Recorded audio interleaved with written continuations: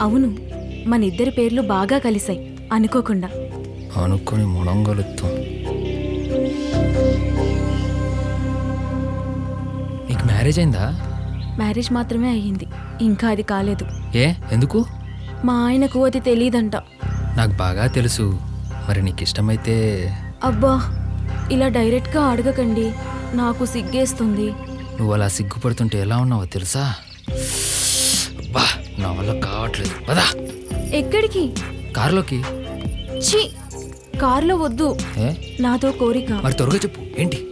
సినిమాలో చూపిస్తారు కదా, ఫస్ట్ నైట్ ఆ, అలా జరుపుకోవాలనుంది.